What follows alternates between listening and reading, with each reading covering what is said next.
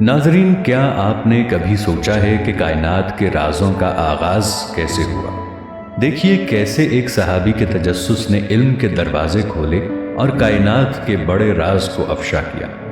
اس video کو ہرگز نظر انداز مت کیجیے گا، کیونکہ یہ آپ کو کائنات کی ابتدا اور انسان کے مقام کی گہرائیوں میں لے جائے گی۔ ایک صحابی رضی اللہ تعالی عنہ نے رسول اللہ صلی اللہ علیہ وآلہ وسلم سے سوال کیا کہ اے اللہ کے رسول صلی اللہ علیہ وآلہ وسلم، زمین اور آسمان کو پیدا کرنے سے پہلے ہمارا پروردگار کہاں تھا؟ آپ صلی اللہ علیہ وآلہ وسلم نے فرمایا کہ تب اللہ کے سوا اور کچھ نہیں تھا، پھر اس نے پانی پر اپنا عرش بنایا، گویا یہ اس کائنات کی ابتدا تھی۔ پھر اللہ نے قلم کو پیدا کیا اور اس کو حکم دیا کہ لکھ، اور قلم نے اللہ تعالیٰ کے حکم اور اس کے علم سے قیامت تک ہونے والا سب کچھ لوح محفوظ میں لکھ دیا۔ اس کے بعد آسمان و زمین کی 6 دن میں تخلیق کی گئی۔ یمن سے آئے ہوئے ایک وفد نے حضور صلی اللہ علیہ وآلہ وسلم سے کہا کہ ہم آپ سے دین کی سمجھ اور قلم کی ابتدا جاننے کے لیے آئے ہیں۔ تو آپ صلی اللہ علیہ وآلہ وسلم نے فرمایا، جس کا مفہوم یہ ہے کہ سب سے پہلے صرف اللہ تھا، اس کا عرش پانی پر تھا، پھر اس نے قلم پیدا کیا، اس قلم نے لوح محفوظ پر قیامت تک ہونے والے تمام واقعات لکھ دیے، پھر آسمان اور زمین کو پیدا کیا گیا۔ اس کی جو ترتیب ہمیں روایات سے پتہ چلتی ہے وہ کچھ یوں ہے کہ اللہ تعالیٰ نے ہفتے کے دن مٹی پر زمین کو پیدا کیا۔ جب اللہ تعالیٰ نے زمین بنائی تو وہ کانپنے لگی، پھر اللہ نے اتوار کو اس میں پہاڑ بنائے، زمین کو سہارا دینے کے لیے ایسے جیسے اس میں کیل ٹھونک دیے، اس سے زمین ساکن ہو گئی۔ پیر کے دن اس میں درخت اگائے، منگل کے دن تکالیف، مصیبتیں، جراثیم اور بیماریاں بنائیں، بدھ کے دن نور کو پیدا فرمایا، جمعرات کو زمین میں چوپائے بنائے اور انہیں زمین پر پھیلا دیا، اور پھر جمعے کے دن کی آخری گھڑیوں میں یعنی عصر کے بعد آدم علیہ السلام کو پیدا فرمایا۔ گویا اللہ تعالیٰ نے انسان کی پیدائش سے پہلے اس کی آسائشوں کے لیے زمین اور اس پر ضرورت کی تمام اشیاء پیدا فرما دی تھی، یعنی مخلوق کی ابتدا میں آخری نمبر پر انسان کو پیدا کیا گیا تھا، اور نسل انسانی میں سب سے پہلے تخلیق حضرت آدم علیہ السلام کی تھی۔ وہ تمام انسانوں کے باپ ہیں۔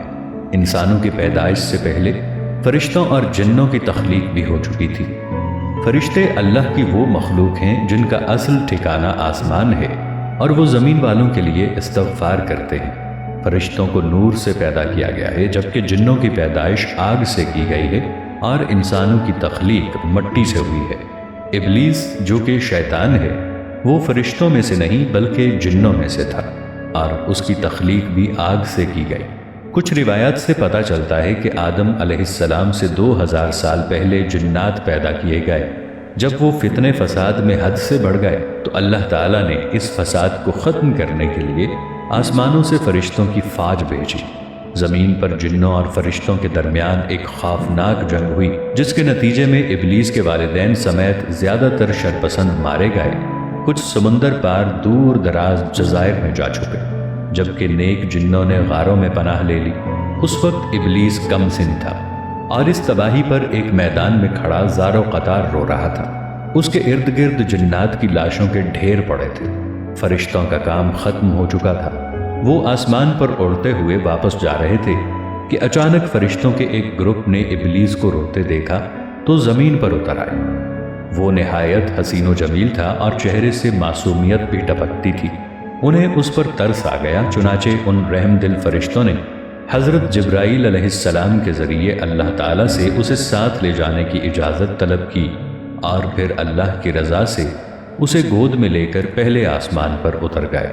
وہاں اس کی تعلیم و تربیت کا بہترین بندوبست کر دیا گیا۔ وہ بہت ذہین تھا اور محنتی بھی، اپنا تمام تر وقت عبادت و ریاضت میں گزارتا تھا۔ اپنے اتالیق فرشتوں سمیت سب سے بہت کم بات کرتا تھا۔ اکیلا ہی آسمان کی سیر کو نکل جاتا اور گھنٹوں قدرت الہی کو جاننے کی ناکام کوشش میں اپنا سر کھپاتا۔ وقت تیزی سے گزر رہا تھا۔ اس کے سرد رویے نے اسے فرشتوں میں مغرور مشہور کر دیا تھا، لیکن اسے اس کی فکر نہیں تھی۔ اس کا ہدف تو اللہ کا سب سے مقرب اور عبادت گزار بننا تھا۔ جس کے لیے وہ دن رات ریاضت و عبادت میں مصروف رہتا تھا، یہاں تک کہ ایک دن اللہ نے اسے دوسرے آسمان پر فائز فرما دیا اور پھر گزرتے وقت کے ساتھ اپنی علمیت اور قابلیت کی بنا پر اسے اللہ کا قرب حاصل ہوتا چلا گیا۔ پہلے آسمان پر اسے عابد کہا جاتا تھا، دوسرے پر زاہد، تیسرے پر عارف، چوتھے پر ولی، پانچویں پر تقی، چھٹے پر خازن اور ساتویں آسمان پر اسے عزازیل کے نام سے پکارا جاتا تھا۔ ایک دن وہ اپنے ساتھیوں کے ساتھ آسمان کی سیر کرتا ہوا اوپر پہنچا تو اسے پتا چلا کہ اللہ تعالیٰ ایک نئی مخلوق پیدا فرما رہے ہیں جس کے لیے دنیا کے ہر کونے سے مٹی لائی گئی ہے۔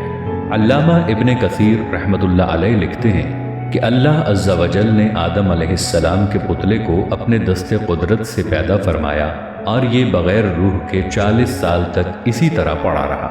فرشتے جب اس کے پاس سے گزرتے تو گھبرا جاتے، ان میں سب سے زیادہ گھبرانے والا ابلیس تھا۔ یہ اس کے پاس سے گزرتا تو اسے مارتا، جس کی وجہ سے اس کے جسم سے ایسی آواز نکلتی جیسے کھنکھناتی مٹی کی ٹھیکری سے نکلتی ہے۔ ابلیس اس جسم کے منہ سے اندر داخل ہوا اور پیچھے سے نکل آیا اور فرشتوں سے کہا کہ تم اس سے نہ ڈرو، یہ تو اندر سے خالی ہے، اگر میں اس پر مسلط ہو گیا تو اسے ہلاک کر ڈالوں گا۔ قصص الانبیاء صفحہ 55۔ اور پھر وہ دن بھی آ گیا جب رب العالمین نے فرشتوں سے فرمایا، میں زمین پر اپنا ایک نائب بنانے والا ہوں، وہ زمین پر میرے احکام کا نفاذ کروائے گا۔ فرشتوں نے عرض کیا، اے پروردگار عالم، یہ زمین پر فساد برپا کرے گا اور یہ آپس میں خونریزی کریں گے، جبکہ ہم تو دن رات آپ کی تسبیح کرتے رہتے ہیں اور آپ کی پاکی بیان کرتے رہتے ہیں۔ اللہ تعالیٰ نے فرمایا، جو کچھ میں جانتا ہوں وہ تم نہیں جانتے۔ پھر اللہ تعالیٰ نے آدم علیہ السلام کو تمام چیزوں کے نام سکھا دیے اور انہیں فرشتوں کے سامنے پیش کرتے ہوئے فرمایا، اگر تم سچے ہو تو مجھے ان کے نام بتاؤ۔ انہوں نے کہا، تو پاک ہے، ہم تو اتنا ہی جانتے ہیں جتنا تو نے ہمیں بتایا ہے، بے شک تو بڑے علم و حکمت والا ہے۔ پھر اللہ نے فرمایا، اے آدم علیہ السلام، ان چیزوں کے نام بتا دو۔ پھر جب آدم علیہ السلام نے انہیں نام بتا دیے تو فرمایا، کیا میں نے تمہیں نہیں کہا تھا کہ میں آسمانوں اور زمین کی چھپی ہوئی چیزوں کو جانتا ہوں، اور جو تم ظاہر کرتے ہو اور جو تم چھپاتے ہو اسے بھی جانتا ہوں۔ پھر فرشتوں کو حکم دیا کہ آدم علیہ السلام کو سجدہ کرو، انہوں نے سجدہ کیا مگر ابلیس نے انکار کر دیا۔ سورۃ البقرہ آیت 30 تا 34۔ ابلیس کے تکبر، اس کی رعونیت اور بڑائی نے اسے سجدے سے روکے رکھا۔ اللہ تعالیٰ نے فرمایا، تجھے سجدہ کرنے سے کس چیز نے منع کیا ہے جبکہ میں نے تجھے حکم دیا؟